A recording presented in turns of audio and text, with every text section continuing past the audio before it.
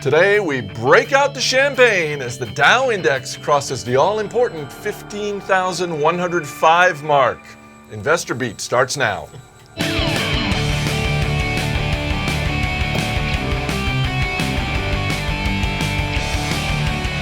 Thanks for watching. I'm Chris Hill, joined in studio today by Matt Argersinger and Jason Moser. All right, guys, all the attention, all the hubbub about the Dow crossing the 15,000 mark. But recently we had Warren Buffett making the comment that, you know what, he actually gets more excited passing these big numbers on the way down.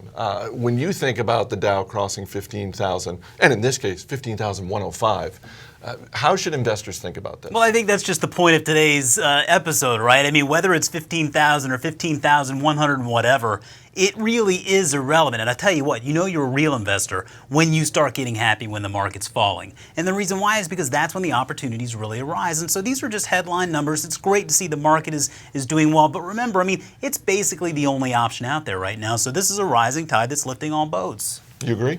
I do agree fully, and there's an image in my head that I always have. It's Dow 10,000, which we reached in the spring of 1999, and I remember all the guys at the New York Stock Exchange had the hats and the T-shirts, and you got to remember that was a big milestone, or at least in the media it was, and that brought a lot of people into the market at exactly the wrong time.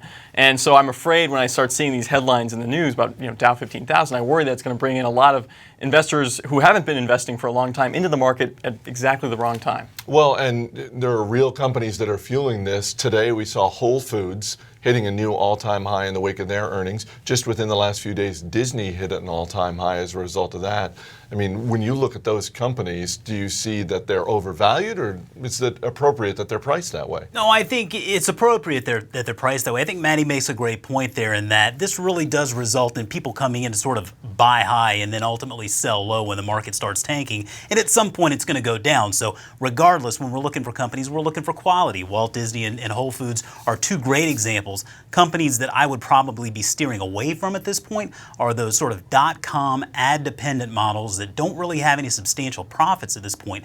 Those are the boats that are rising with this tide that haven't really proven themselves yet. Be very careful. What, as we, again, look at Dow 15,105, because it's our very special occasion. We'll break out the champagne after the show. Don't worry. That's what I'm waiting for. What are some industries or companies that you're watching closely, either to the point that Jason made that maybe they're getting a little overvalued, or they're on your watch list, you're hoping for a pullback? Well, on the latter, there are a few industries that really have been left behind, particularly energy and insurance, which is one area that we talk about a lot. A lot of companies in that space haven't really kept up with this rising market, and so those are the areas where I'm looking for opportunities right now. A lot of the other ones, I mean, Whole Foods is an example. The average store at Whole Foods trades at about 9 times the value of an average store at, say, Kroger's or Safeway. That seems a little frothy to me. I love Whole Foods, but that's an example of a company that's probably a little high given where the market is. What are you watching these days? I think a great point there in insurance. Insurance has been so battered over the last few years. Soft rates and all these companies have been chasing a lot of business. But really, quality companies out there like Markel, even Allegheny to agree, these are companies that just kind of sat back. They're sort of waiting for prices to firm back up. They're writing great books, and now the stock prices are showing it. All right, let's get to some of the day's movers and shakers.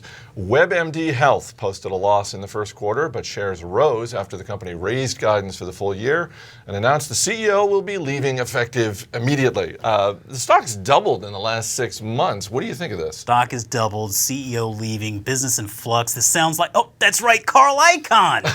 Yep, that's right, Carl Icahn. They have a big position in this company. And actually, I found it very interesting. This is a pretty cool site. I mean, who cares about healthcare legislation anymore? If you have a medical problem, just go to WebMD and you can find the answer, right? The problem is these guys are really supported by advertising from Big Pharma. Big Pharma is pulling back on those dollars and WebMD is suffering. Now, I like what they're doing in trying to come up with some resources to help sort of turn this healthcare legislation into English so that we can understand it, but still, they have a long way to go to really prove a long-term profitability model. Another one of those .com businesses supported by advertising I'd probably stay away from. Zillow's first quarter featured record revenue and record traffic to its website, but shares down today in part because Goldman Sachs downgraded the stock. It's a pullback. Is it time to buy? Well, there are two other reasons I think it's pulling back. I mean, the CEO said that they're going to double their spending on advertising for the remainder of the year. That's going to hurt earnings in the short term, but Trulia, which is a close competitor to Zillow, just made an acquisition that's going to almost almost double their subscriber base, puts them almost neck and neck with Zillow. I think that's that's a little more worrisome. And maybe Zillow's spending a lot of money right now just trying to keep up with keep their lead over Trulia, and that can be very expensive. So I'm a little worried right now about Zillow. As long as they keep this estimate. Oh, the Z estimate, baby. Last week, shares of Yelp rose 20%. Today, the online guide gave back some of those gains.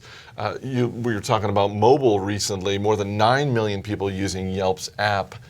Is that an area where they can succeed? I think a lot of companies are out there trying to make money in mobile right now. Google, Facebook, Yahoo, you name it. You're suggesting they're bigger than Yelp? I'm just saying they've got a few headwinds to face. But, in all honesty, you look at something like Yelp, I like what they stand for. They're trying to get out there and really provide customer reviews, things that we can look at every day and judge sort of where we're going to go eat or get our car fixed. But the problem is, again, I'm sensing a theme here. This is a very ad-based model dependent on just bigger players in the space like Google and Yahoo and Facebook. So while the company is still making some good moves forward, I think at this price, the stock is still going to pull back a little bit. I'd stay away for now. And finally, Delta Airlines hitting a new 52-week high after announcing its first dividend in a decade. The company also plans to buy back $500 million worth of stock. I can't believe I'm saying this. Should I be buying shares of an airline? Well, dividends, buyback, free cash flow. I mean, are we talking about an airline here? Well, we are, and it's pretty remarkable. I mean, especially since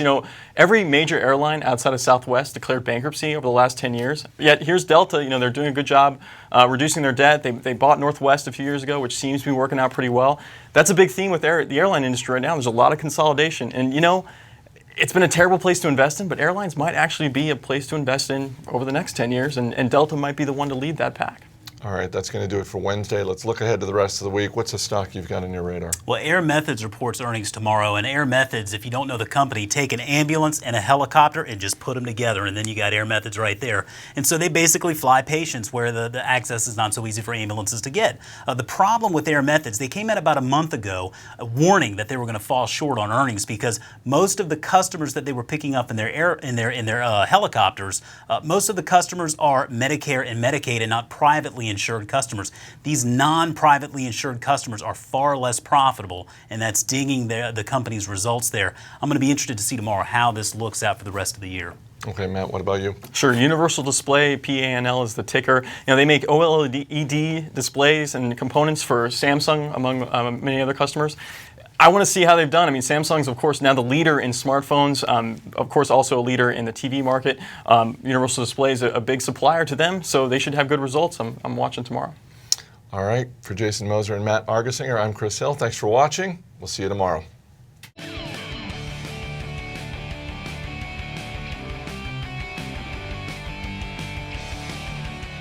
People on the show may have interests in the stocks they talk about, and the Motley Fool may have formal recommendations for or against.